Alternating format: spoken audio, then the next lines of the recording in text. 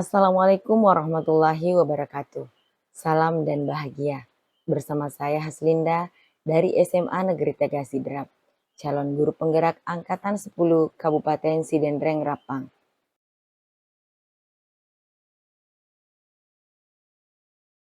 Bismillahirrahmanirrahim. Assalamualaikum warahmatullahi wabarakatuh.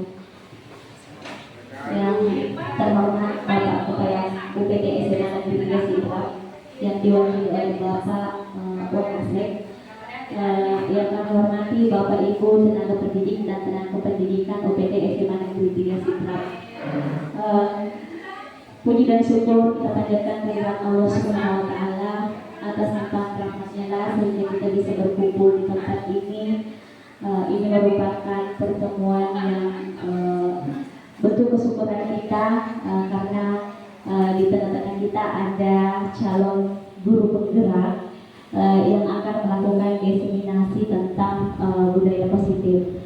Dan tak lupa kita kirimkan salam dan sholawat kepada junjungan Nabi besar Muhammad Sallallahu Alaihi Wasallam, Nabi yang menjadi teladan kita di atas muka bumi.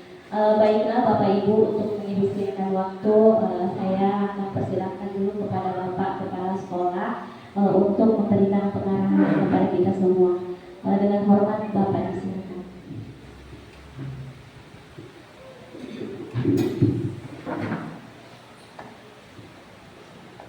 Bismillahirrahmanirrahim. Assalamualaikum warahmatullahi wabarakatuh. Dan selamat pagi. Salam sejahtera untuk kita semua. Marilah kita hati-hatinya mengucapkan puji syukur kepada Allah Subhanahu wa taala. Oleh karena pada kesempatan ini kita masih diberi kesehatan, kesempatan dan keobatan sehingga kita bisa berada di tempat ini guna mengikuti salah satu rangkaian kegiatan yang dilaksanakan oleh salah satu calon guru penggerak atas nama Haslinda SPD Esko. Sebentar lagi ia akan melakukan diseminasi kepada kita semua. Olehnya itu, Bapak Ibu, kami berharap supaya nantinya setelah Ibu Haslinda nanti berhasil menyelesaikan semua kegiatan pelaksanaan guru penggerak ini, ada lagi menyusul berikutnya. Olehnya itu, kepada Ibu Haslinda saya persilakan untuk melanjutkan kegiatan. Terima kasih. Kepala PT SMA Negeri Tegal Sidrap yang diwakili oleh Bapak Wakasek, yang tentunya sudah memberikan pengarahan dan harapan-harapan kepada kita semua.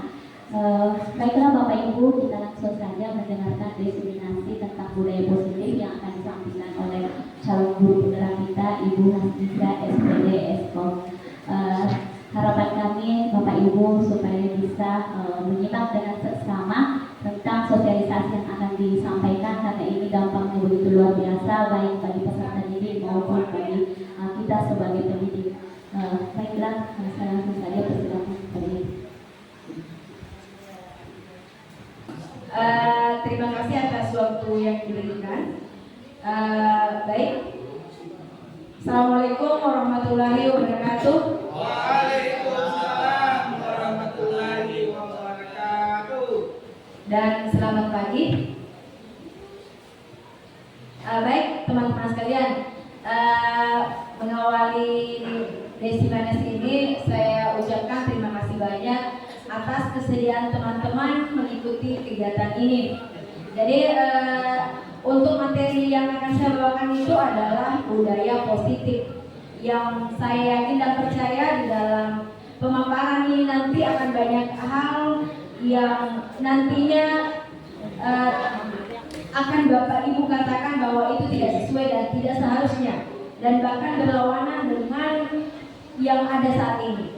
Namun harapan kami dari guru penggerak adalah Bapak dan Ibu akhirnya menyadari bahwa apa yang menjadi paradigma Bapak Ibu saat ini itu adalah paradigma yang kurang tepat atau kurang sesuai. Baik, di Desember kemarin Bapak Wakasek sudah pernah mengikuti tentang kegiatan di Jakarta tentang disiplin positif juga. Jadi hal ini menunjukkan bahwa ini berkenaan dengan kegiatan budaya positif di dalam guru penggerak itu. Nah, kalau dikatakan bahwa disiplin positif dan budaya positif, ini bedanya apa? Kalau disiplin positif ini menjadi bagian dari budaya positif. Jadi kegiatan disiplin positif yang kemarin diikuti oleh Bapak itu menjadi bagian dari budaya positif yang diajarkan di dalam guru penggerak. Baik teman-teman sekalian, ada beberapa pertanyaan romantik yang akan saya ajukan ke teman-teman, dan ini sepertinya sangat menarik ya. Dari awal saya katakan bahwa akan ada kontroversi dari apa yang kita lakukan dengan apa yang disampaikan di dalam guru penggerak. Oke, pertanyaan pertama, cukup Bapak Ibu menjawab setuju atau tidak setuju, ya. Pertanyaan romantik pertama yaitu, jadi Bapak Ibu cukup menjawab setuju atau tidak setuju. Nah ini, hukuman dapat mendisiplinkan anak. Setuju?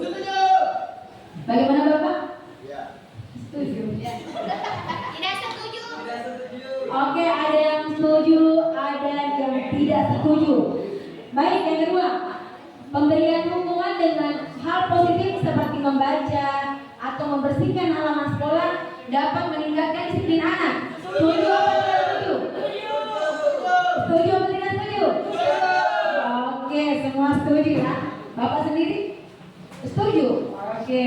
Nah, di sini nanti kita akan melihat dalam betapa sebenarnya ternyata di dalam guru penggerak ini mengajarkan kita bahwa ada hal yang berbeda pandangannya dengan yang kita terapkan selama ini. Yang ketiga, memberikan penghargaan dapat meningkatkan motivasi belajar anak. Setuju atau tidak setuju? Setuju. Oke, Bapak Ibu. Saya sampaikan bahwa di elaborasi pemahaman kemarin itu saya menjawabnya semua setuju. Dan apa yang terjadi teman-teman sekalian, saya mendapat teguran karena kenapa? Bukan berarti ini salah, tapi mungkin kurang tepat. Jadi kalau dikatakan bahwa hukuman dapat mendisiplinkan anak, maka yang terjadi ternyata adalah itu tidak sepenuhnya benar. Oke, Bapak sekalian, Bapak Ibu sekalian, biasanya di dalam mendisiplinkan anak itu hukuman yang biasa diberikan seperti apa? Silakan Pak Arham. Oh, push up. Iya, Bu Yusra? Biasanya pungut sampah, push up. Saya bisa tahu, saya boleh tahu alasan Bapak memberikan hukuman push up? Supaya ada efek jerah. Bapak boleh ke depan dulu. Silakan Pak Anam.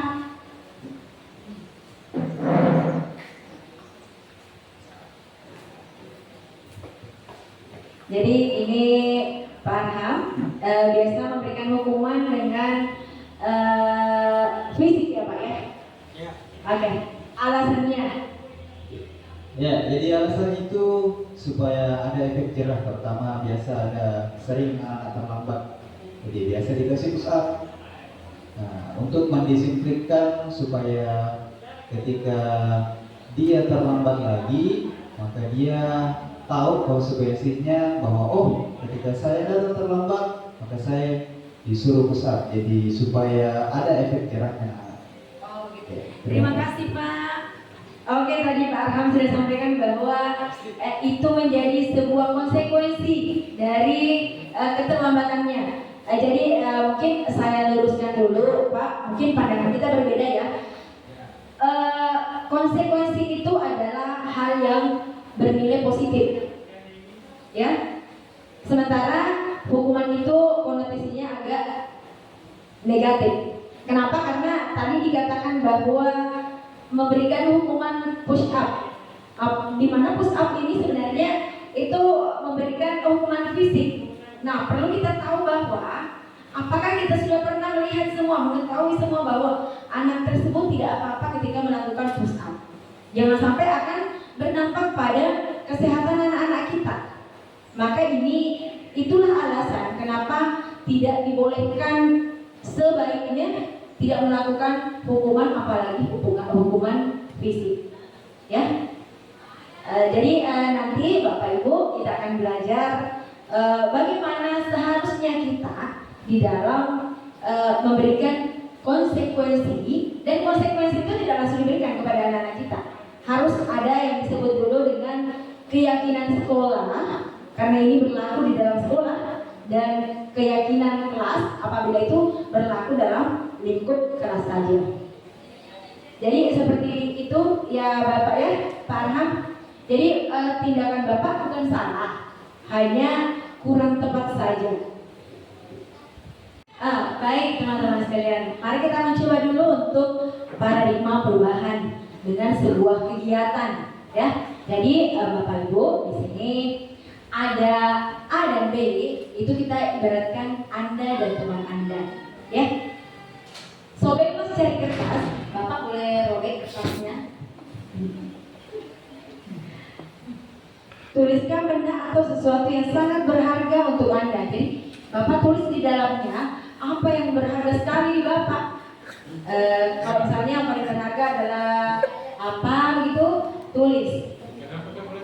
Kemudian mohon maaf ya Bapak ya, teman-teman juga bisa lakukan langsung. Jadi kita di sini Pak Rahim akan mencoba untuk merobek kertas, kemudian menuliskan apa hal yang paling dia paling berharga untuk dia. Bisa tulis sertifikat rumah, istri, anak, bisa ditulis di situ Bapak. Kemudian letakkan di salah satu tangan Anda, kemudian genggam. Jadi setelah dirobek, digenggam, dikucek-kucek dulu, kemudian digenggam. Kemudian di dalam kepalan tangan itu ada tulisan yang tadi, ada kertas yang berisikan harapan Bapak atau hal yang berharganya Bapak di situ. Nah, salah satu teman Anda atau teman Anda akan mencoba untuk dengan sekuat tenaga atau berbagai cara untuk meminta Anda memberikan benda tersebut. Banyak hal yang akan dia lakukan. Jadi benda itu dia inginkan, kemudian banyak hal yang akan dia lakukan. Yang pertama, mungkin dia akan memujuk-mujuk Bapak, bukalah, kasihlah, atau bagaimana. Atau bisa juga dia melakukan dengan ancaman, atau bisa dengan menghardik, bisa dengan merayu, bisa juga dengan menyuap. Apa saja akan dilakukan untuk membuka kepalan tangan itu. Nah sekarang, Pak Rustan biasanya kalau meminta temannya menginginkan sesuatu dari temannya, apa yang Bapak lakukan? Apakah dengan merayu-rayu, menyuap mungkin, atau menghardik, atau mungkin dengan paksaan? Bagaimana Bapak? Saya akan membujuk Oh boleh, bisa maju ke depan Bapak. Silakan ke depan. Seperti apa mungkin? Kalau Bapak, ayo Bapak silakan. Nah nih, silakan Pak. Jadi bagaimana Bapak meminta teman Bapak, bagaimana Bapak untuk mengambil larangan itu, seperti apa caranya?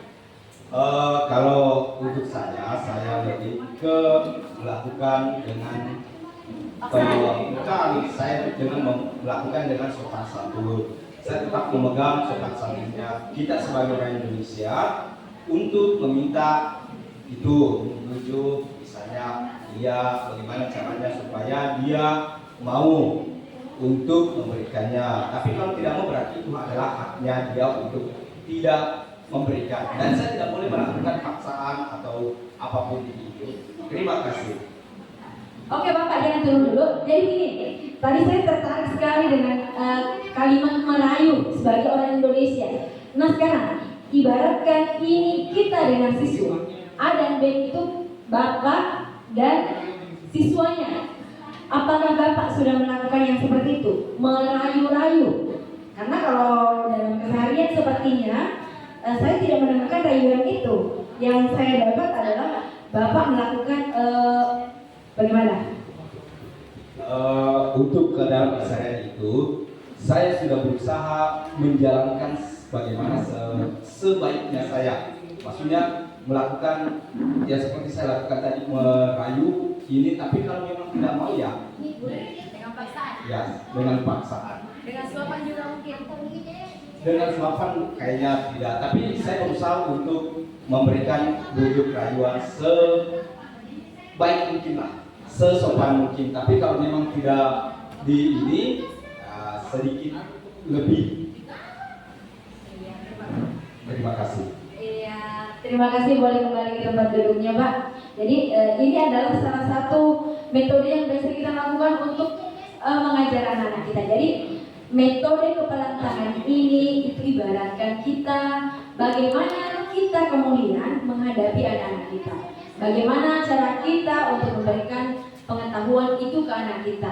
Apakah dengan paksaan, sogokan, rayuan, atau seperti apa? Ya. Baik, tadi barusan Pak Rustan menyampaikan tentang bagaimana dia untuk mendisiplinkan anak. Ya, dia mencoba untuk merayu-rayu, kemudian kalau memang tidak bisa maka menggunakan tindak kekerasan. Ya, baik, mari kita masuk pada bagaimana sih sebenarnya disiplin itu sendiri. Jadi, disiplin itu sebenarnya artinya adalah belajar. Jadi dia berasal dari kata disiplina. Apa makna dari kata disiplin? Jadi yang pertama kita harus tahu bahwasanya ternyata disiplin itu berasal dari bahasa Latin, yaitu disciplina, yang artinya belajar.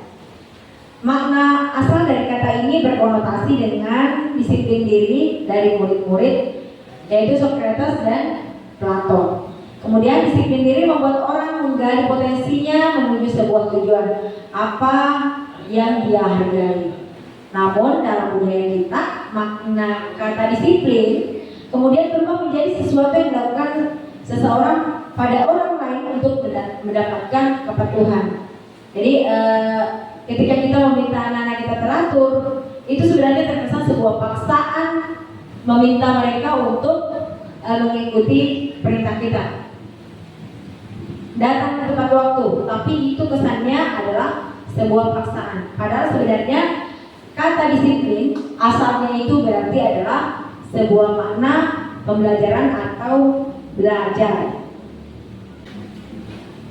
Nah, karena pergeseran pemahaman kita dari kata disiplin menjadi sebuah pemaksaan, maka ini cenderung membuat disiplin itu sebagai hal yang tidak nyaman, hal yang terpaksakan, bukan dengan hal apa yang kita hargai atau pencapaian suatu tujuan mulia. Padahal sebenarnya dari disiplin itu maknanya, tujuan utamanya itu adalah belajar, bukan paksaan.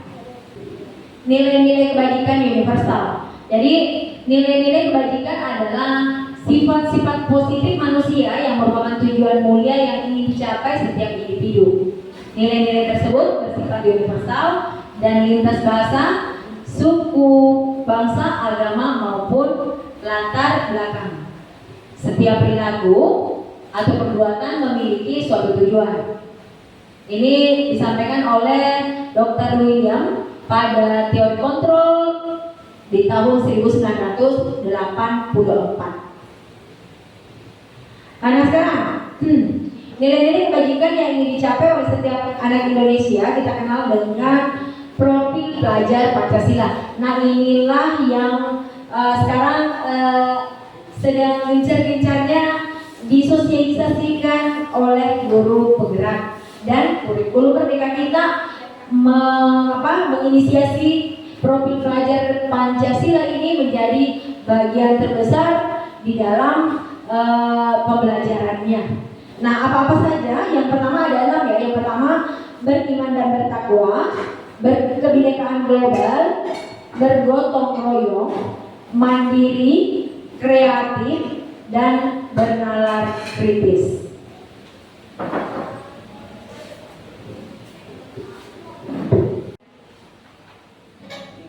Baik, kita masuk ke topik kedua, yaitu teori motivasi, hukuman, dan penghargaan serta restitusi. Nah sekarang teori motivasi perilaku manusia. Jadi ada 3 teori motivasi perilaku manusia. Yang pertama yaitu untuk menghargai ketidaknyamanan atau hukuman. Apa yang akan terjadi apabila saya tidak melakukannya? Jadi ini adalah motivasi eksternal, karena itu muncul dengan kalimat apa di dalam diri, yaitu apa yang akan terjadi apabila saya tidak melakukannya. Jadi bilang, misalnya kita bilang berbaris yang rapi, berbaris yang rapi. Nah sekarang yang muncul pada diri mereka, pertanyaan yang muncul kemudian adalah apa yang terjadi ketika saya tidak berbaris yang rapi?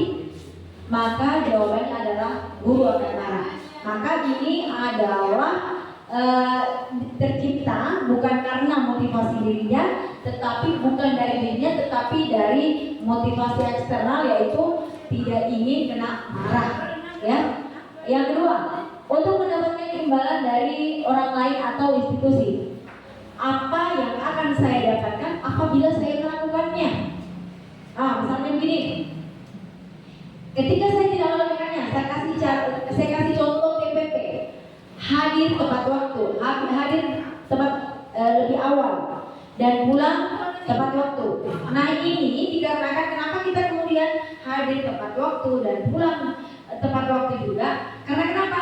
Ada dorongan eksternal. Apa yang akan saya dapatkan ketika saya hadir tepat waktu dan pulang tepat waktu? Karena yang saya akan dapatkan adalah TPP sempurna tanpa potongan. Nah ketika kita datang terlambat, misalnya coba Uli, kalau terlambat bisa dilihat TPP-nya ada potongan nggak? Ada. Itu berarti ibu pernah melakukan keterlambatan atau pernah bisa. Maaf sekali, tapi ada hubungannya. Yang dengan ini ya, untuk mendapatkan imbalan dari orang lain atau institusi, apa yang akan saya dapatkan apabila saya melakukannya? Jadi muncullah tadi pertanyaan tentang TPP.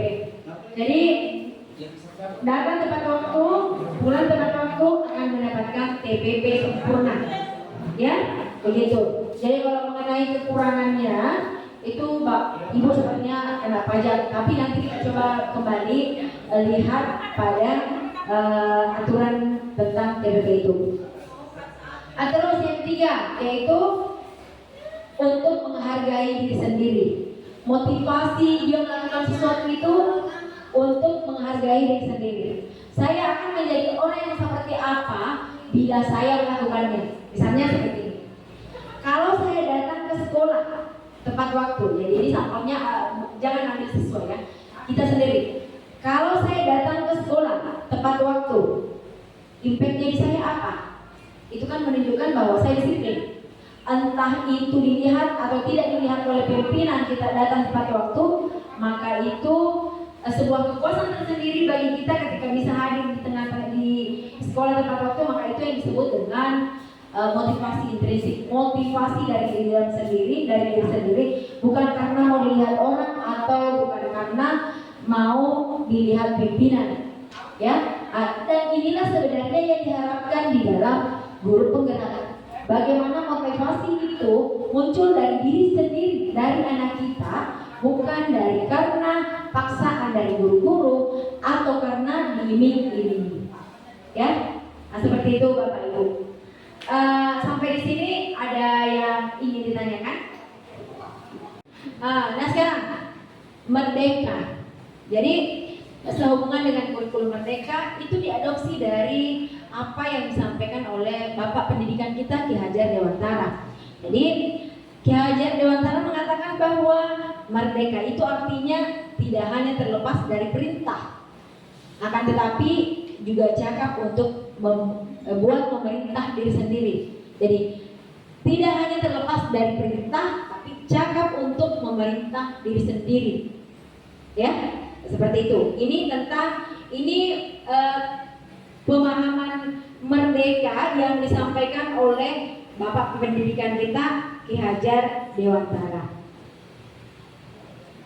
Dan sekarang mari kita masuk ke dihukum oleh penghargaan. Tadi dikatakan bahwa salah satu yang dilakukan itu adalah memberikan penghargaan. Karena diperhatikan di sini, yang pertama adalah penghargaan berlaku sama dengan hukuman. Jadi kalau kita melihat mungkin bahwa penghargaan itu adalah hal yang positif, ternyata penghargaan itu bisa menjadi sebuah hukuman. Nah, pengaruh jangka pendek dan jangka panjang untuk sebuah hukuman. Yang pertama, apakah kita bisa konsisten untuk terus memberikan penghargaan? Istilahnya ketika anak ini mampu kemudian diberikan sesuatu, kalau mungkin penghargaan kecil berupa tepuk tangan, yang seperti itu mungkin hal yang agak mudah ya. Tetapi kalau berupa barang yang kemudian itu menjadi hal yang harus berkesinambungan, mampu atau tidak kita, mampu konsisten tidak kita. Seperti yang kita lakukan sekarang di sekolah kita, penghargaan untuk sekolah bersih, terkesan sangat positif, tetapi ternyata itu memberikan dampak negatif. Kenapa? Itu tadi dari awal saya katakan bahwa akan muncul pandangan dari anak-anak kita bahwa yang akan mendapatkan penghargaan itu hanya kelas itu terus, dan memang terbukti hanya beberapa yang termotivasi, selebihnya acuh dan tidak peduli lagi. Itu karena kenapa?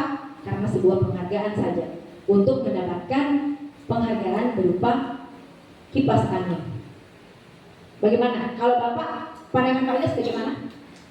Dengan yang kita lakukan saat ini, boleh disampaikan Pak pendapatnya? Ya, ya baik, terima kasih atas kesempatan yang telah diberikan. Kalau menurut pendapat saya, itulah pentingnya ada keseimbangan, yaitu antara reward dan punishment. Dalam artian secara perhitungan ada yang disebut penghargaan dan ada disebut juga sanksi. Dan tentunya sanksi yang dimaksud di sini bukan berarti yang akan merusak mental anak-anak atau justru membuat mereka akan antipati terhadap kegiatan kebersihan dan sebagainya. Jadi saya pribadi kalau cuma disebut betul, ketika hanya disebut penghargaan saja, akibatnya kan seperti itu. Ya hanya itu saja yang termotivasi dan yang lainnya merasa oke-oke saja, tidak masalah. Kenapa mereka merasa bahkan kelasnya total itu tidak masalah? Karena tidak terjadi adanya sanksi atau hukuman yang sebagai penyeimbang dari penghargaan tersebut. Saya terima kasih. Luar biasa sekali. Boleh tepuk tangannya Bapak Ibu? Ya. Jadi kalau tadi Pak Ilyas mengatakan bahwa ini butuh penyeimbang, betul. Tetapi yang utama juga adalah butuh konsistensi. Mampu tidak kita menerapkan itu? Maka kembali lagi bahwa yang harus kita lakukan adalah menemukan motivasi itu bukan motivasi eksternal, tetapi motivasi dari diri sendiri. Bagaimana kemudian anak kita tersadarkan. Sepertinya itu mati. Tolong dicek dulu, cek. Terjadi kegoyangan. Oke. Jadi bagaimana menumbuhkan rasa kesadaran diri anak kita sehingga menjadi motivasi intrinsik dari anak kita untuk melakukan kebajikan itu. Dalam hal ini sampelnya adalah kebersihan lingkungan, ya.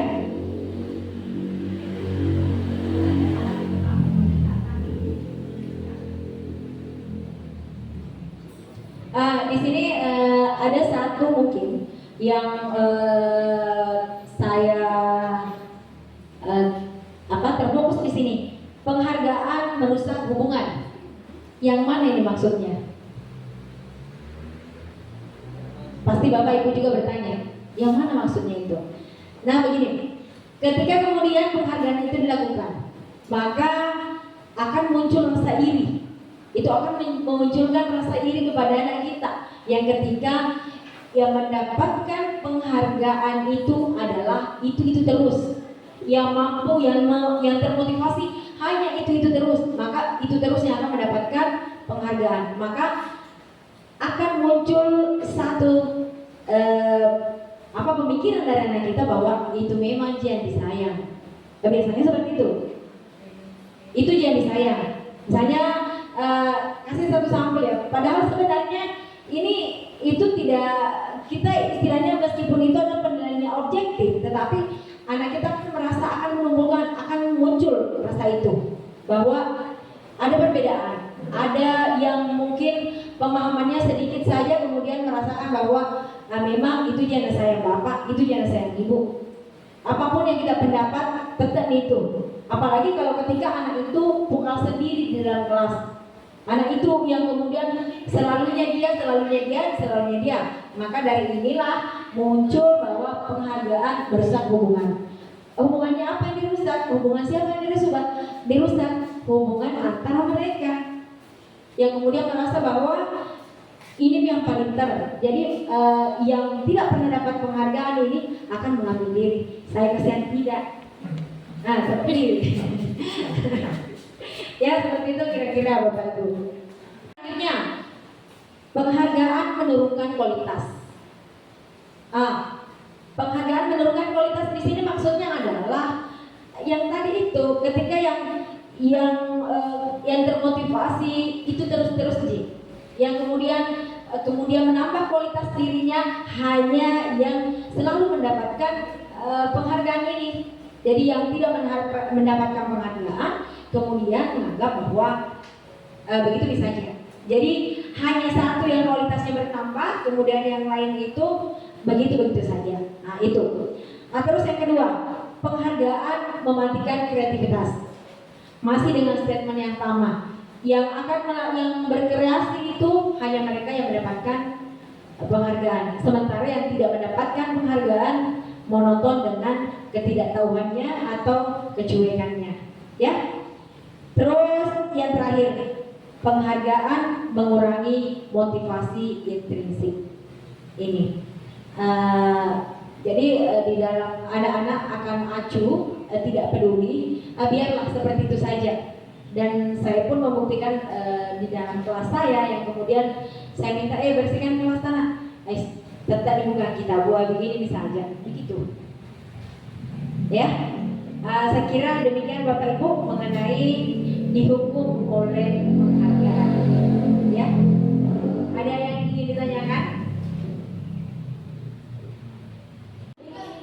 Baik teman-teman sekalian, untuk hari ini kita sampai di sini dulu. Untuk selanjutnya kita akan masuk ke materi keyakinan kelas yang tadi disampaikan Pak Rahim bahwa supaya kita bisa membedakan di mana sesuatu itu menjadi sebuah hukuman dan di mana sesuatu itu menjadi sebuah konsekuensi. Tadi saya sampaikan bahwa dia dikatakan sebagai sebuah hukuman ketika itu dilakukan secara frontal, sementara dia akan menjadi sebuah konsekuensi ketika kita telah melakukannya setelah terbentuknya keyakinan sekolah dan ataupun keyakinan kelas.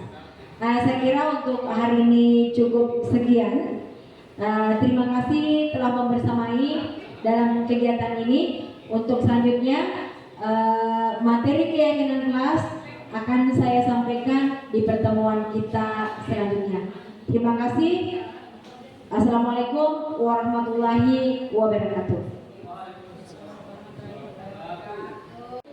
Baiklah Bapak Ibu, itulah tadi destinasi yang telah disampaikan oleh calon guru penggerak kita, Ibu Haslinda. Semoga apa yang menjadi harapan-harapan dari Bapak Wakasek tadi itu bisa terlaksana dengan baik. Apa yang disampaikan oleh pada destinasi tadi tentang budaya positif, semoga kita semua bisa mulai dari sekarang ada niat baik untuk melakukan perubahan, terutama bagaimana perlakuan kita kepada peserta didik kita dengan menerapkan budaya-budaya positif. Baiklah Bapak Ibu, karena diseminasi pada hari ini telah selesai, maka saya sebagai moderator mohon undur diri.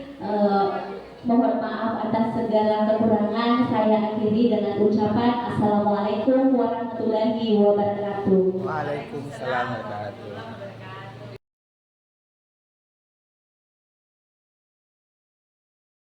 Assalamualaikum warahmatullahi wabarakatuh. Waalaikumsalam. Yang terhormat Bapak Kepala UPT SMA Negeri 3 Sidrap, yang kami hormati calon guru penggerak, serta Bapak Ibu tenaga pendidik dan tenaga kependidikan UPT SMA Negeri 3 Sidrap. Marilah kita bersama-sama menjadikan puji syukur kita kehadirat Allah Subhanahu wa taala atas limpahan rahmat yang diberikan kepada kita semua, sehingga kita bisa hadir di tempat ini berkumpul bersama, di mana kita menambah ilmu kita bagaimana menghadapi peserta didik di era kurikulum merdeka. Dan tak lupa kita kirimkan salam dan pesan kepada junjungan Nabi besar Muhammad SAW, Nabi yang menjadi suri teladan yang tentunya patut kita teladani di atas muka bumi ini. Baiklah Bapak Ibu yang saya hormati, sebelumnya saya mengucapkan banyak terima kasih kepada Bapak Ibu yang meluangkan waktunya pada hari ini untuk bersama-sama mendengarkan diseminasi dari calon guru penggerak kita, Ibu Haslinda SPD Eskom, yang akan nantinya membawakan diseminasi tentang budaya positif kembali dengan topik keyakinan kelas. Jadi Bapak Ibu nanti akan mendengarkan bagaimana mengimplementasikan kurikulum merdeka dalam topik keyakinan kelas. Namun sebelumnya kita mendengarkan diseminasi, terlebih dahulu saya persilakan kepada Bapak Kepala UPT SMA Negeri 3 Sidrap untuk memberikan arahan kepada kita semua. Dengan hormat saya persilakan.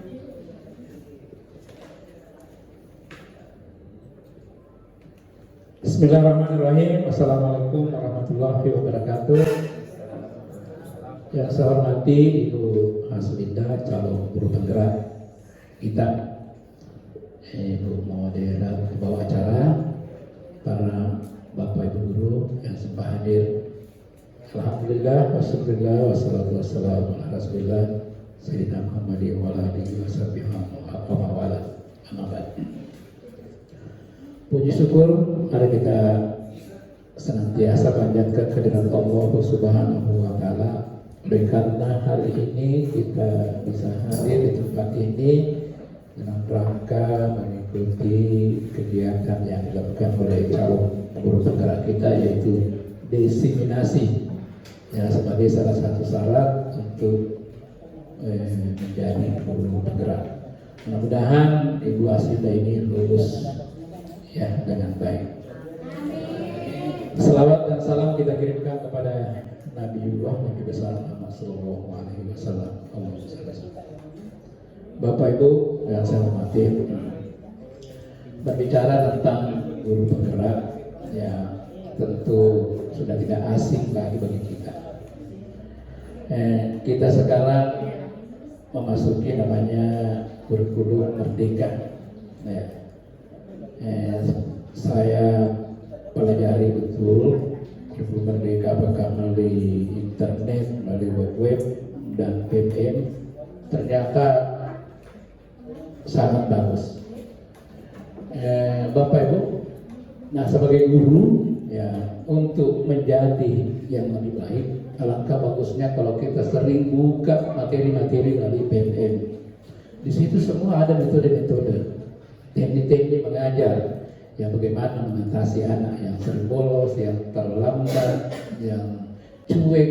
Ya, tentu kita ketahui bahwa anak-anak tingkat SMA berbagai macam cara, berbagai macam karakter. Ya, karakternya berbeda-beda. Sebagai seorang guru itu salah satu kompetensi pedagogik yaitu memahami, mengetahui karakter anak-anak. Nah, untuk menjadi guru yang baik tentu kita harus mengetahui karakter anak-anak. Bagaimana karakternya, bagaimana wataknya, dan sebagainya. Pernah saya buka di PMM itu tentang metode restitusi, segitiga restitusi. Saya baca, saya tonton sampai selesai, ternyata bagus sekali Bapak Ibu.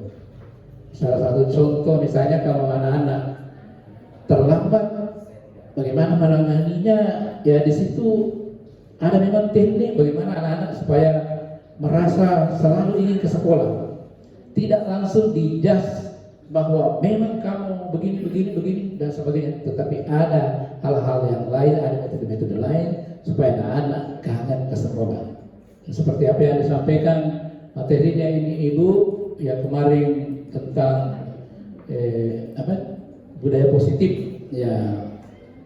Ya, dalam kurikulum merdeka itu tidak ada lagi istilah sanksi, tetapi istilah konsekuensi. Ya, istilah konsekuensi. Kemudian materi nantinya ada keyakinan kelas. Nah, ini adalah kesepakatan antara guru dengan siswa, bagaimana kemauan siswa dan bagaimana cara menjembatanya.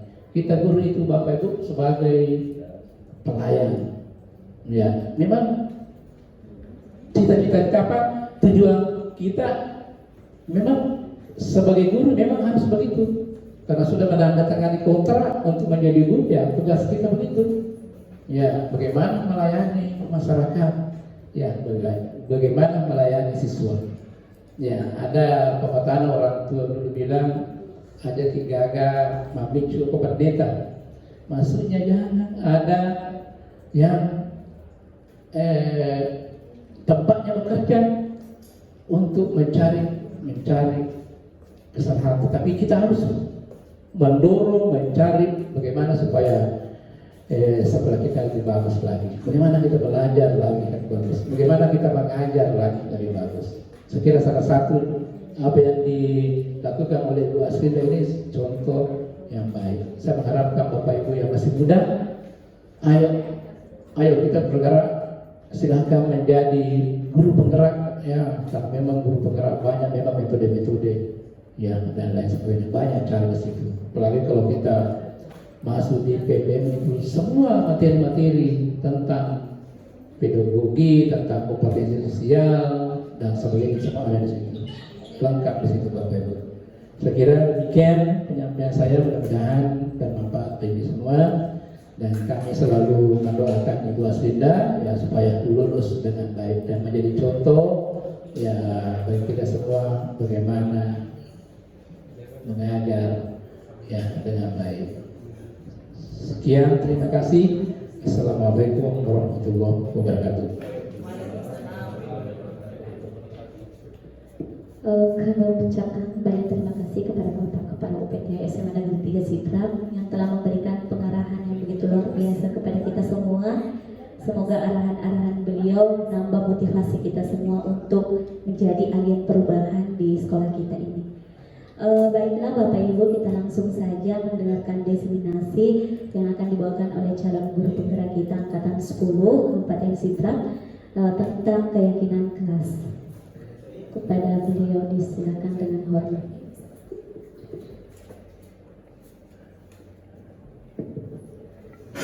Terima kasih Ibu Moderator atas waktunya.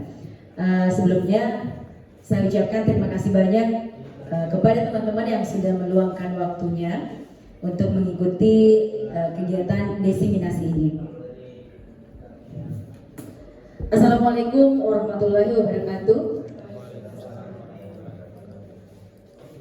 Alhamdulillahirrahmanirrahim. Ucap syukur senantiasa kita curahkan kepada Allah Subhanahu wa Ta'ala, oleh karena pada pagi hari ini kita masih diberikan kesempatan untuk sama-sama melaksanakan kegiatan diseminasi ini. Salawat dan salam senantiasa tercurah untuk Nabiullah Muhammad SAW, Nabi yang menjadi panutan kita sebagai panutan kita di dunia ini, karena merupakan panutan tersempurna yang telah Allah ciptakan. Baik teman-teman sekalian, saya langsung saja.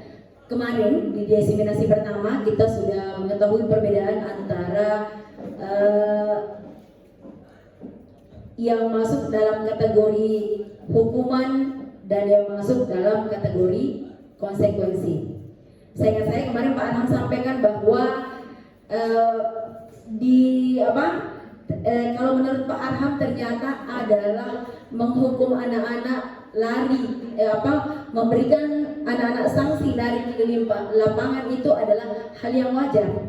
Tapi ternyata di dalam guru penggerak ini kita pelajari bahwa itu ternyata tidak masuk dalam kategori konsekuensi, bukan hal yang memberikan motivasi untuk anak-anak untuk bisa menjadi lebih baik.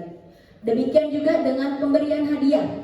Kemarin kan kita sampaikan, kita lihat bahwa memberikan hadiah atau reward yang selama ini kita lakukan ketika lomba kebersihan kelas, ternyata di dalam guru penggerak itu pun tidak masuk di dalam sebuah motivasi untuk anak-anak bisa lebih baik. Nah, ternyata di dalam guru penggerak justru itu menjadi sebuah hukuman. Hukuman apa? Itu akan membuat anak-anak sebagian besar, anak-anak kita justru acuh tak acuh kemudian, oleh karena hadiah itu akan terus menerus kepada yang termotivasi itu. Istilahnya yang termotivasi hanya sebagian dari. Karena kenapa? Unsur intrinsiknya tidak muncul. Dorongan dari diri anak-anak untuk menjadi lebih baik, untuk membersihkan lingkungan itu bukan dari dirinya, tetapi dari iming-iming atau dari hadiah yang akan diterima. Ya, nah sekarang baik teman-teman sekalian, sesuai dengan topik saya hari ini, yaitu topik ketiga ini ya, banyak masalahnya di grup penggerak itu banyak sekali tentang banyak budaya positif yang bisa dilakukan. Jadi yang sekarang ini kita masuk pada keyakinan kelas. Nah, keyakinan kelas ini seperti apa? Keyakinan kelas. Kalau berbicara keyakinan kelas itu sebenarnya kurang lebih mungkin sesuatu yang mengatur di dalam kelas. Nah sekarang saya tanya, Bapak Ibu di dalam kelas ada aturan nggak yang mengikat? Ada aturan yang mengikat nggak? Apa contohnya? Apa? Coba Pak Arham. Kontrak belajarnya biasanya bunyinya seperti apa Pak?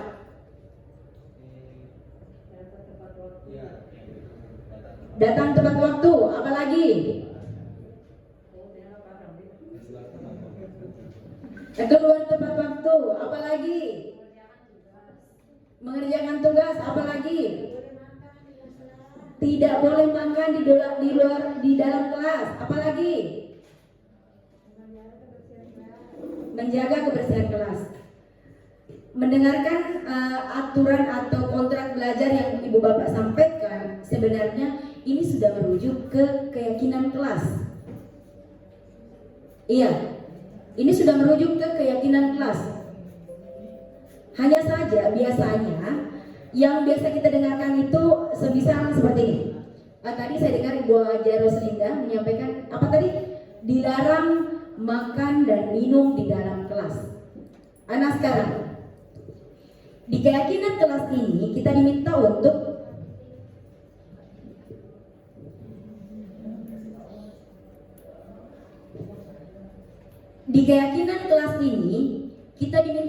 menampilkan hal-hal yang positif. Kalau tadi Pak Arham sampaikan hadir tepat waktu, itu adalah positif apa negatif itu? Positif. Dilarang makan dan minum di dalam kelas, positif apa negatif? Positif apa negatif?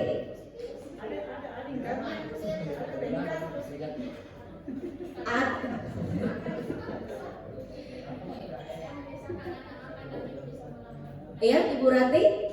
Kalau saya, saya lebih mengarahkan ke positif supaya mengajarkan anak jangan makan dan minum di sembarang tempat dan waktu dengan kondisi yang tidak sesuai dengan kondisi makan dan minum. Alangkah tidak bagusnya kalau anak-anak makan dan minum sementara kita ada. Tapi kamera tolong diputar. Nanti saya potong. Oh iya, silakan Ibu Rati. Terima kasih.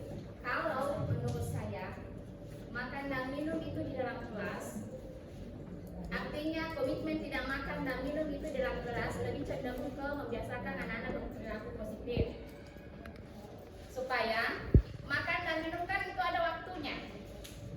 Jadi dengan membolehkan anak makan dan minum di dalam kelas, itu seakan-akan kita mengajarkan ke anak bagaimana makan dan minum itu di sembarang waktu.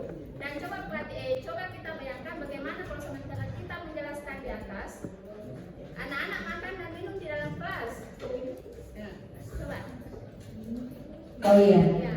Iya. Dilihat dari perilaku atau karakter sebagian besar anak-anak kita. Oke, itu saja. Oh iya. Luar biasa sekali pendapat dari Bu Ranti. Mungkin bisa kasih aplaus dulu. Luar biasa. Tanpa kita sadari sebenarnya kita ini sudah berada di posisi guru hebat. Ibu Ranti ini adalah guru-guru hebat ini. Ada Pak Arham juga, semua teman-teman ini sebenarnya adalah guru-guru hebat memang. Hanya saja betul sekali yang Ibu sampaikan tadi bahwa dilarang makan dan minum di dalam kelas itu muatannya adalah positif, tetapi penyampaiannya ini yang menggunakan kata negatif. Apa kata negatifnya? Kata dilarang. Bahasa apa yang seharusnya digunakan di situ supaya tidak menggunakan kata dilarang? Sebaiknya diharapkan, tolong, alangkah baiknya, sedapat mungkin. Supaya dia muncul bahasa yang lebih indah, maka mungkin bahasa yang tepat, bahasa Indonesia bisa meramu ini sebenarnya. Jadi yang tepat mungkin adalah mari menjaga kebersihan, menjaga kebersihan kelas. Maka termaktublah di dalamnya jangan membuang sampah, jangan memakan sembarang. Meskipun nantinya ada kata larangan-larangan, tapi yang kita munculkan sebagai kesepakatan kelas kita itu sedapat mungkin tidak menggunakan kata negatif. Jadi teman-teman sekalian, saya ulangi kembali bahwa kesepakatan kelas dan kesepakatan sekolah itu kurang lebih sama. Bahkan pun sebenarnya tata tertib sekolah sebaiknya kita adakan yang bersama-sama kita membuat kesepakatan sekolah untuk dilaksanakan bersama. Nah, membuat kesepakatan kelas itu adalah kesepakatan antara guru dengan siswa di dalam kelas itu. Terus, apakah kemudian ada pertanyaan kemudian berarti setiap guru yang masuk di dalam kelas itu akan membuat kesepakatan kelas? Kalau memang harus, kenapa tidak? Tetapi sebaiknya di awal pembelajaran, di awal semester pertemuan pertama kita dengan perwalian kita, jadi di sini yang punya peran penting dulu adalah wali kelas, membuatkan kesepakatan kelas dengan anak-anaknya. Bagaimana cara pembuatan kesepakatan kelas itu? Ini mungkin yang sebenarnya perlu untuk kita lakukan simulasi sebenarnya. Tapi kalau misalnya mengingat waktu kita saat ini agak terbatas ya, jadi saya sampaikan saja bahwasanya untuk membuat kesepakatan kelas itu siswa dan guru harus mampu untuk melakukan itu. Jadi jangan ketika kita membuat kesepakatan kelas justru ternyata lebih ke siswanya yang menitikberatkan hukuman atau konsekuensi itu ke siswa. Tidak. Di kesepakatan kelas ketika guru melakukan pelanggaran, ketika siswa melakukan pelanggaran sama. Jadi jangan kemudian guru mampu mengintervensi siswa. Hadir tepat waktu. Kesepakatan kelasnya adalah hadir tepat waktu. Toh pun kalau misalnya ada kesepakatan kelasnya hadir tepat waktu, toleransi 5 menit. Artinya ketika terlambat 5 menit masih diterima. Selebihnya kenapa? Selebihnya apa konsekuensinya? Ya, begitu. Tidak berarti bahwa ketika gurunya terlambat 5 menit kemudian dia bilang, saya ji. Tidak. Pun guru harus mengikuti apa yang menjadi aturan, apa yang menjadi kesepakatan kelas kita. Sekiranya misalnya konsekuensi ketika guru terlambat 5 menit tidak hadir tepat waktu, maka misalnya guru menghafalkan surah gitu, atau menyebutkan kebaikan-kebaikan yang dilakukan hari itu, maka guru pun harus melakukan itu. Jadi jangan hanya ketika anak-anak datang terlambat, Enggak. Jadi ketika mereka datang terlambat lewat dari tunjukkan kesepakatan kelasnya. Jadi kesepakatan kelas ini itu harus ditempel di dalam kelas. Supaya apa? Nanti anak-anak ketika dia melakukan kekeliruan, kita merujuk ke kesempatan kelas itu. Saya salah, gitu. Jadi kita tidak perlu lagi mentokan, menghardik mereka, mengapakan mereka, tidak. Biarkan mereka menyadari sendiri kesalahannya. Jadi tunjukkan kesepakatan kelas itu. Kalau tadi Bapak sampaikan bahwa di PMM ada segitiga restitusi, saya tidak percaya kalau Ibu melakukan itu, maka ya bisalah membuat tenang dunia persilatan di sekolah kita. Tidak lagi ada bahasa-bahasa yang kurang enak keluar kalau Bapak Ibu mau menerapkan segitiga restitusi. Ya, karena di dalam segitiga restitusi itu tidak ada kata-kata yang memojokkan siswa. Yang ada di dalam segitiga restitusi itu adalah membuat siswa menyadari kesalahannya dan memperbaiki dirinya. Begitu. Baik, kembali ke kesepakatan kelas. Tadi saya katakan bahwa kesepakatan kelas harus diterima oleh guru dan siswa, dilaksanakan oleh guru dan siswa. Tidak hanya berarti bahwa hanya siswa yang melaksanakan, tetapi pun guru ikut melaksanakan. Nah, bagaimana cara pembuatannya? Sebelumnya, mari kita lihat dulu. Ada beberapa peraturan di sini, bisa diperhatikan dulu Bapak Ibu.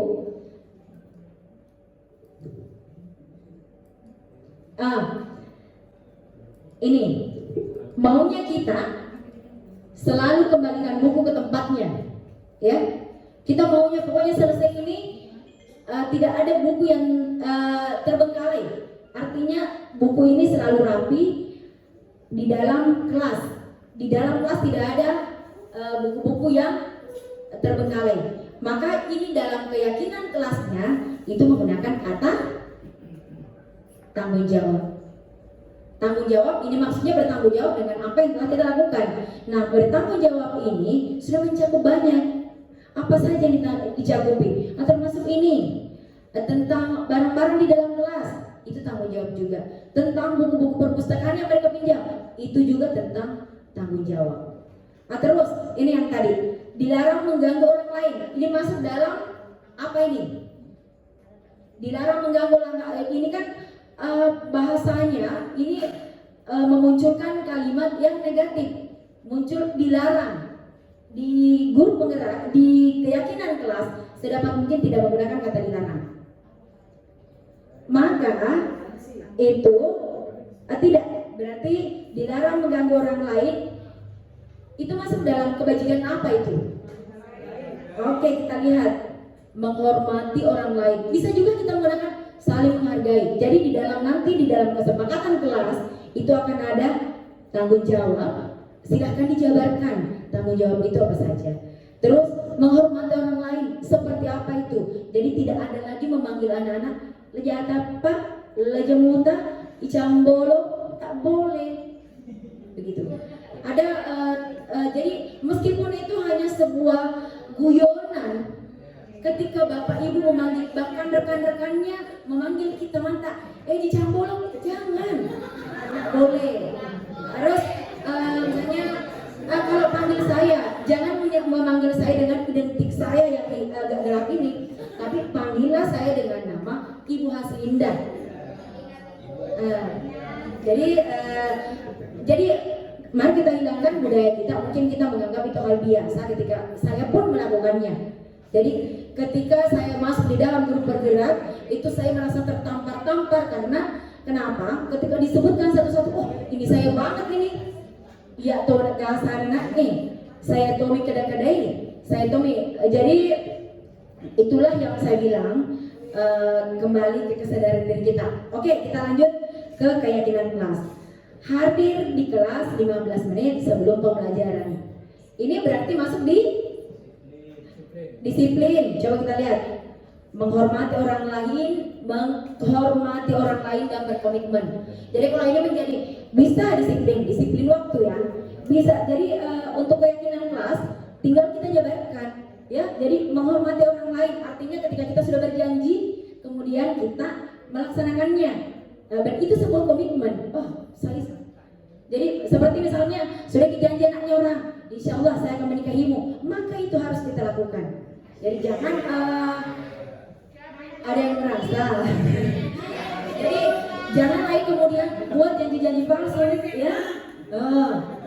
Kalau bisa memetik di taman sendiri, kenapa ke taman orang lain? Ya, oke. Terus ini ada lagi aturan yang mengatakan dilarang melakukan kesalahan. Ini muncul negatif nggak ini? Muncul lagi negatif berkali-kali, sudah dilarang, sudah kekerasan, ya. Maka harusnya apa coba? Ibu guru bahasa Indonesia boleh masukannya? Dilarang melakukan kekerasan mungkin bisa menjadi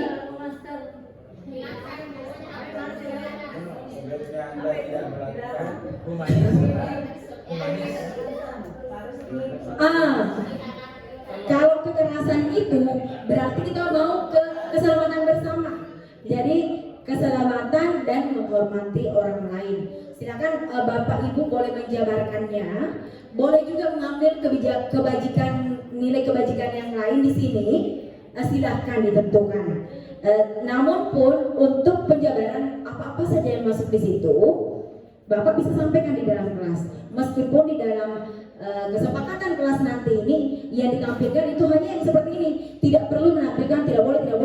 Tetapi kita akan jabarkan bahwa ini yang dimaksud dari ini, ini yang dimaksud dari ini. Dan sedapat mungkin itu muncul bukan dari kita.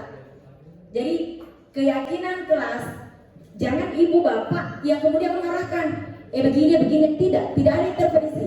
Biarkan mereka kemudian mencari apa-apa saja yang baik untuk kebaikan kelas, apa-apa saja. Jadi kalau saya rasa jangan buang sampah di sembarang tempat, itu akan muncul ketika kita minta anak kita untuk menyebutkan hal-hal peraturan-peraturan yang biasa ada di dalam kelas, ya. Kemudian yang selanjutnya dilarang menggunakan narkoba. Ini masuk di mana lagi nih? Kebajikan apa ini? Kesehatan. Betul. Tepuk tangan dulu guru bahasa. Wow, keren. Jadi ini untuk menjaga kesehatan, ya. Terus yang selanjutnya, bergantian atau menunggu giliran. Antri, menghormati orang lain dan bersabar. Bisa juga membiasakan budaya antri, ya. Budaya antri. Jadi nilai kebajikannya dimasukkan saja di sini. Jadi kenapa kemudian dikatakan menghormati orang lain? Karena ketika kita mengantri, berarti itu kita menghargai orang lain, haknya orang lain. Kita tidak menyerobot, ya. Jadi masuk di dalam menghormati orang lain dan melatih kesabaran. Kenapa melatih kesabaran? Karena antri itu memang butuh kesabaran. Terus gunakan masker. Untuk apa lagi ini? Kesehatan dan keselamatan. Kemudian jangan berlari di kelas atau koridor. Masuk di mana? Keselamatan. Betul, keselamatan dan keamanan. Jadi saya rasa kalau mengenai pemilihan kata atau kalimat yang tepat untuk pembuatan kesempatan kelas, Bapak Ibu sudah bisa. Terus ini yang tadi, ya, kita sudah merubah dari hal yang negatif menjadi hal yang positif. Nah selanjutnya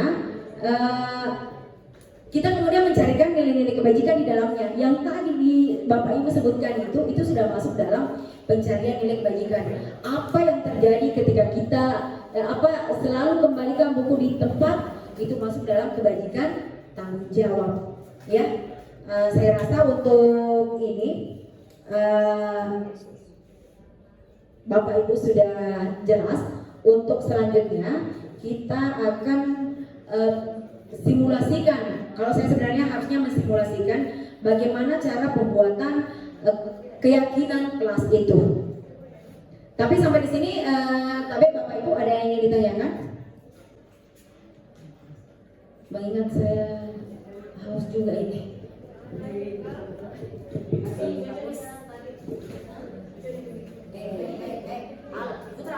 muna kita mana ngerti aja malah di sana. Jangan ambil di apa namanya ya semuanya ke sini. Kasih tinggi-tinggi.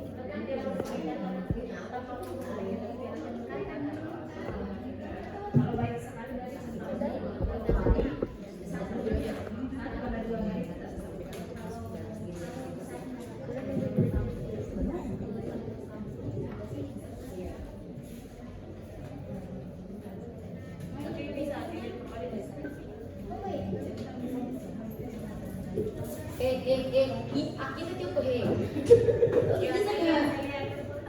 Jadi sudah bisa ya Pak ya? Akal nomor sih? Aku tangan.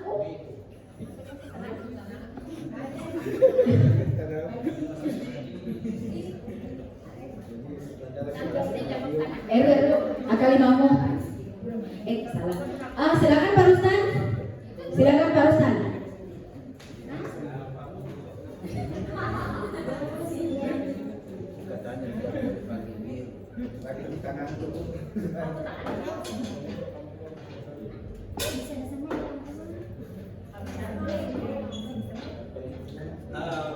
Sri, chalo sudah Sri, memang kita harus kan. Jolo mana bingung. Ini satu Senopati, saya Bima Utara. Begini Bu. Ya silakan. Mungkin Bapak bisa sampaikan ketika Bapak memanggil-manggil itu anak-anak dengan sebutan dicampolong. Kalau yang begitu itu tidak ada untuk rasa dendam atau istilahnya merendahkan anak-anak, tapi itu betul-betul karena rasa kasih sayang saya dianggap teman, akrab, sahabat, adik, betul-betul karena saya tulus menyayangi mereka. Jadi bukan karena ini daripada saya memanggil namanya tapi hati saya penuh dendam. Sama saja. Tapi saya memanggilnya begitu karena betul-betul saya menyayangi mereka, mencintai mereka. Misalnya kalau saya panggil namanya misalnya Lina Darus, itu karena saya memang ini yang Maimunah, Rati Maisaro, itu karena saya ini Budi Mancaya, itu karena saya sayang mereka. Nah, begitu Bu, terima kasih. Iya, bisa tepuk tangannya buat Pak Rustan. Luar biasa Haji Uceng hari ini. Oh iya maaf. Baik, untuk tanggapan Pak Rustan ya, keren sekali Bapak. Ternyata cara Bapak untuk menyampaikan rasa kasih sayang itu unik juga. Tanpa Bapak sadari bahwa sebenarnya ada yang terluka dari kata-kata itu. Ya, jadi perlu kita sadari bahwa ternyata ketika kita menganggap bahwa itu hal yang biasa-biasa saja, kita tidak tahu hatinya orang. Sama ketika Bapak memanggil saya Aji Campolo, itu sebenarnya saya tersenyum, tapi sebenarnya saya terluka. Jadi selanjutnya jadi mungkin Bapak merasakan itu biasa-biasa saja, tapi sebenarnya itu melukai orang lain. Ya, itu bukan fisik tapi verbal.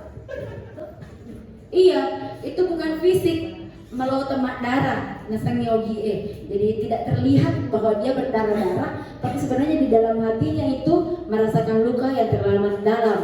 Jadi berikutnya Pak Rustan mungkin bisa memanggil nama teman-teman kita, anak-anak kita sesuai dengan namanya. Kembalikan mereka ke identitas aslinya, ya. Jadi kembalikan juga saya ke identitas asli saya. Ini saya Haslinda, anaknya Pak Hatta. Ya,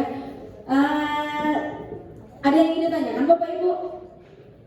Untuk keyakinan kelas kita akan praktekkan setelah kita menyelesaikan semua tugas-tugas kita, yang saya rasa bahwa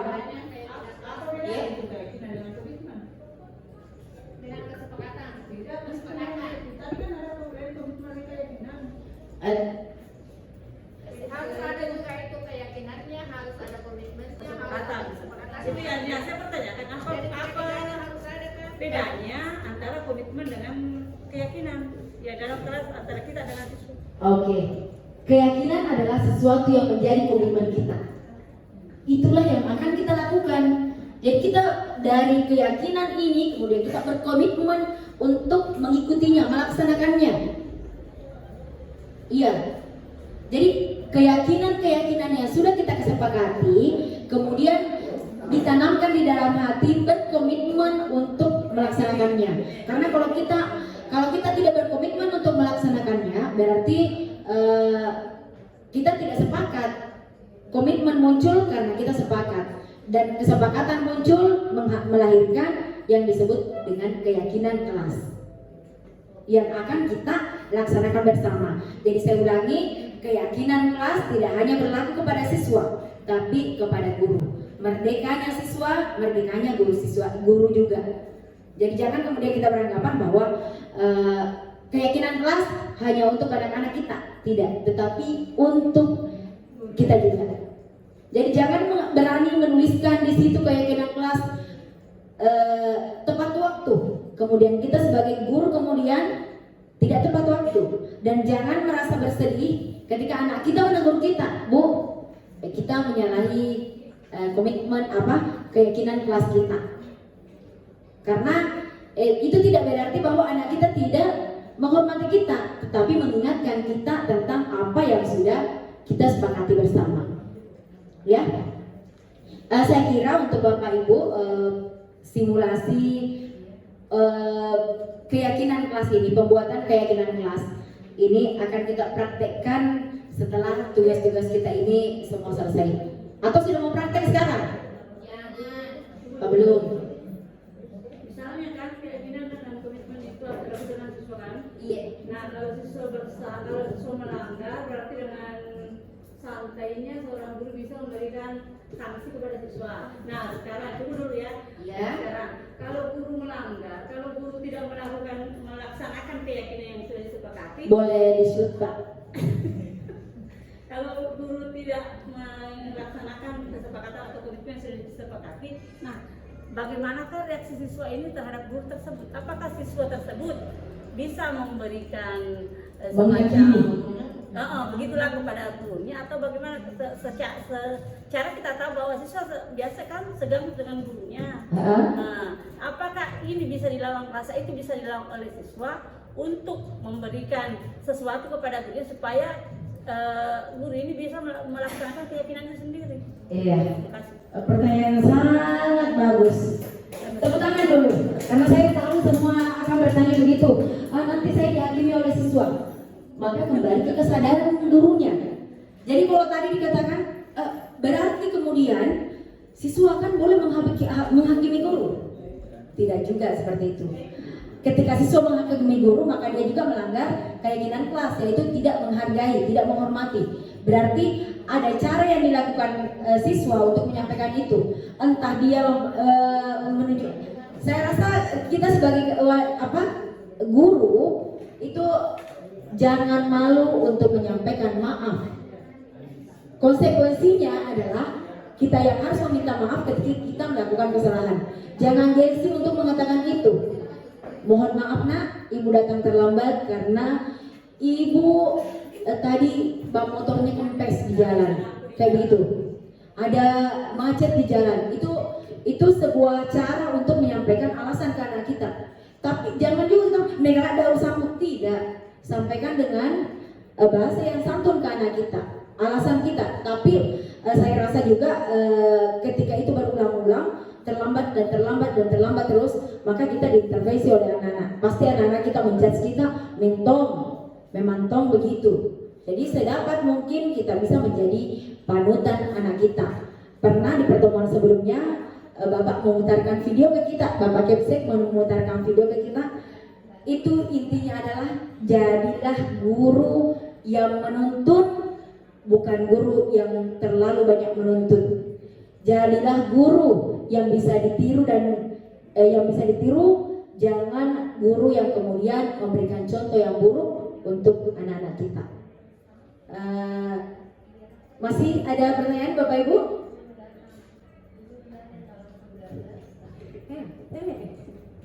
Masih ada pertanyaan mungkin? Oh tidak ada. Baiklah, untuk materi kesepakatan kelas, keyakinan kelas, saya rasa sampai di sini.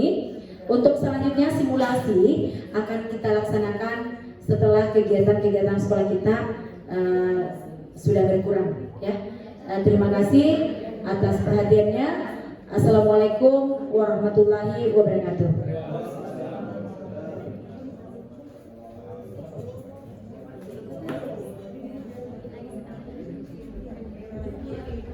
Baiklah Bapak Ibu yang saya hormati, itulah tadi diseminasi yang disampaikan mengenai tentang keyakinan kelas. Jadi di dalam sebuah buku pernah saya baca bahwa untuk mencapai suatu kemerdekaan maka terapkanlah disiplin yang ketat. Ya, jadi artinya di kurikulum merdeka Bapak Ibu, kita merdeka bukan kita merdeka dari segala perintah, tetapi harapannya bagaimana kita bisa merdeka itu adalah bisa memerintah diri sendiri untuk melakukan sesuatu yang positif. Jadi apa tadi yang disampaikan oleh Ibu Haslinda itu sangat luar biasa, membantu Bapak Ibu bagaimana membuat suatu keyakinan kelas. Jadi kita hindari lagi bagaimana seorang guru membuat kontrak belajar dulu, itu asalnya dari Bapak dan Ibu guru. Jadi yang buat kontrak belajar itu Bapak dan Ibu guru. Tetapi alhamdulillah adanya kurikulum merdeka, adanya guru penggerak mengubah mindset kita bahwa dalam hubungan antara guru dan siswa itu adalah mitra Bapak Ibu. Jadi itu sudah sangat memberikan pemahaman kepada kita semua bagaimana membuat keyakinan kelas, dan tentunya ini sangat bermanfaat bagi Bapak Ibu untuk menerapkan dan mengimplementasikan kurikulum merdeka. Baiklah Bapak Ibu yang saya hormati, mungkin cukup sekian dari pertemuan diseminasi tadi. Semoga apa yang didapatkan pada hari ini betul-betul bisa bermanfaat bagi Bapak Ibu dan bisa diimplementasikan di kelas nantinya. Terima kasih. Saya sebagai moderator mohon undur diri. Jika ada kesalahan mohon dimaafkan. Saya akhiri dengan ucapan Assalamualaikum warahmatullahi wabarakatuh. Demikianlah video pada tugas kali ini. Mari menjadi pemimpin perubahan pendidikan yang lebih baik. Salam dan bahagia. Salam guru penggerak. Wassalamualaikum warahmatullahi wabarakatuh.